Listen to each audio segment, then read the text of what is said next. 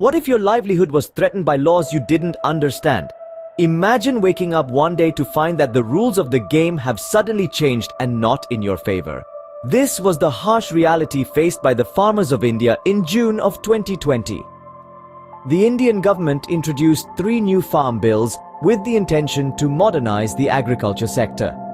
They aimed to make it more efficient, more productive, and more profitable. The government's vision was to transform the face of Indian agriculture, to move away from the traditional methods that have been used for centuries and to embrace new technologies and market-driven strategies. The first bill, the Farmers' Produce Trade and Commerce, Promotion and Facilitation Act, was designed to allow farmers to sell their produce outside the government-regulated markets known as mandis. The second bill, the Farmers' Empowerment and Protection Agreement on Price Assurance and Farm Services Act, intended to enable farmers to enter into contracts with private buyers for the sale of their produce. And the third bill, the Essential Commodities Amendment Act, was meant to remove certain items like cereals, pulses, oilseeds, edible oils, onions, and potatoes from the list of essential commodities, thereby freeing up the supply of these items.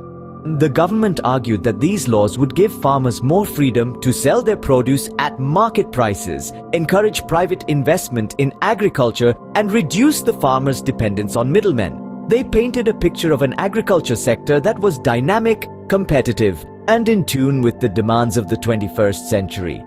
However, the farmers saw these laws as a threat rather than a boon. They were concerned that the new laws would lead to the dismantling of the traditional mandi system, leaving them at the mercy of large corporations. They feared that without the safety net of the minimum support price guaranteed by the government, they would be vulnerable to exploitation. The spark of protest was lit. The farmers' fight for their rights and their livelihoods had begun. The stage was set for a showdown between the farmers and the government. Stay tuned as we delve deeper into this unfolding drama. When survival is at stake, the human spirit rises to resist, and rise it did in the form of an unprecedented mobilization of farmers, primarily from the rich agricultural states of Punjab and Haryana. Their cause? A set of agricultural laws they perceived as a threat to their livelihoods. Their goal? To make their voices heard, loud and clear. The journey of these farmers to the capital city, New Delhi, was a testament of their resolve. It wasn't a mere relocation. It was a march, a procession, a pilgrimage of sorts, a pilgrimage of protest. Thousands upon thousands of farmers, men and women alike, young and old, embarked on this journey, leaving behind their fields, their homes, their comfort zones. They braved the harsh winter. They endured the scorching summer. They weathered the unpredictable monsoon. Their tractors became their transport. Their tents became their homes. Their unity became their strength. But this wasn't just a journey in the physical sense. It was a journey of transformation. Farmers, who had once been the silent providers of the nation, were now its vocal protesters. They were no longer just tilling the land, they were now tilling the soil of change.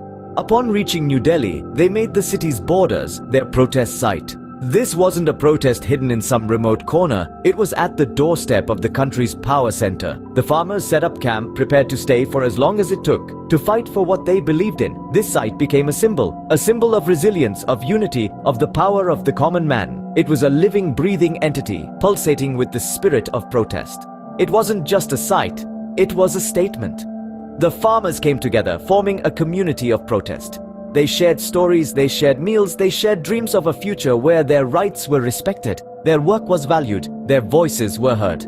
Their demand: repeal the laws. In the face of opposition, the government stood firm. The farmers' protest presented an unprecedented challenge, yet the government's stance remained unyielding. Their refusal to repeal the new agricultural laws, which had sparked the uproar, was a clear indication of their resolve.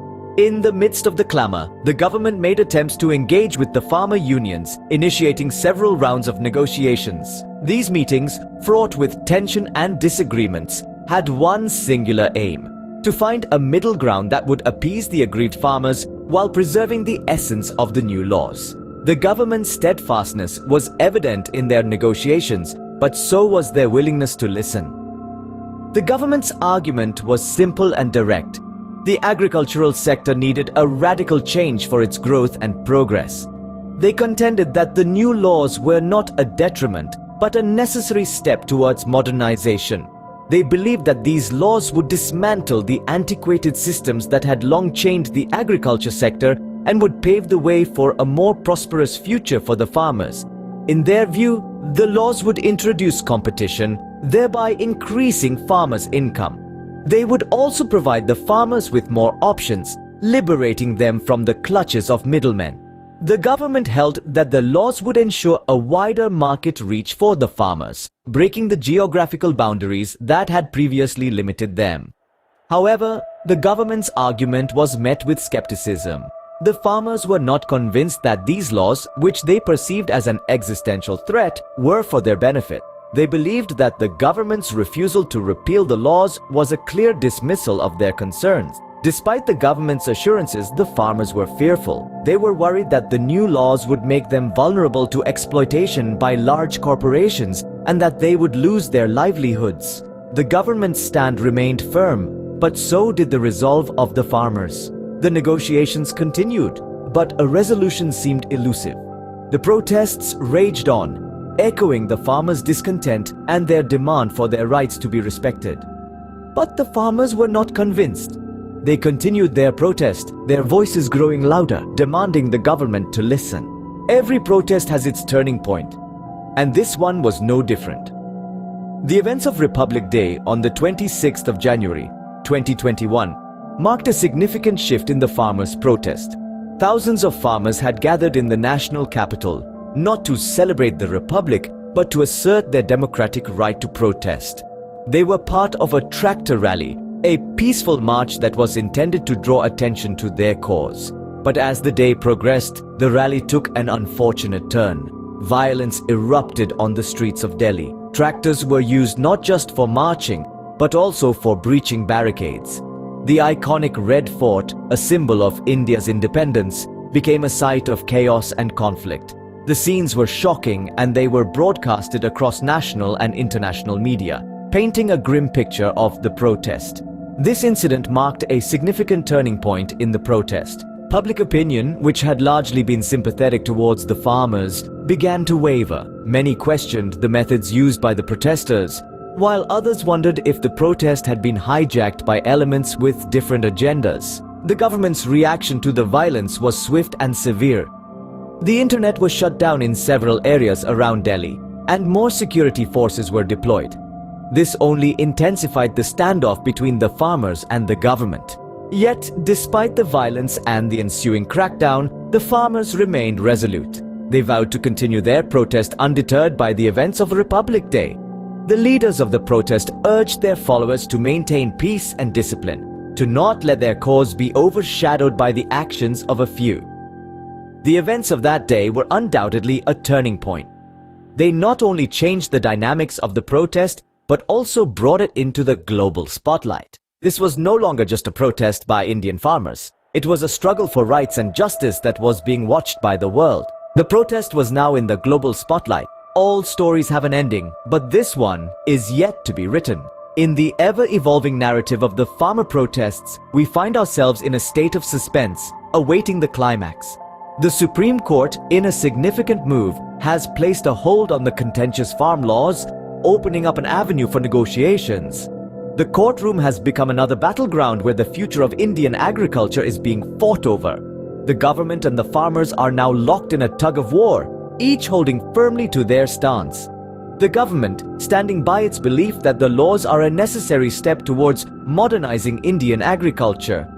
The farmers, on the other hand, fear these laws will lead to the disappearance of their livelihoods, leaving them at the mercy of large corporations. This protest has been a wake-up call for the country, a reminder of the plight of those who feed us.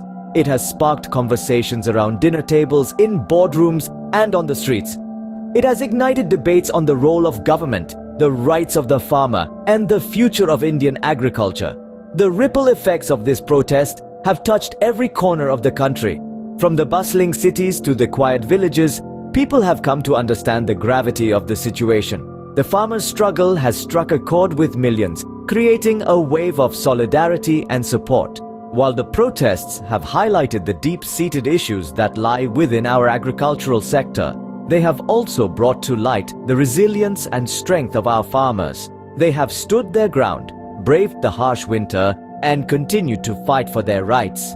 In the midst of the uncertainty, one thing remains certain. The impact of this protest will be felt for years to come. It's a chapter in our history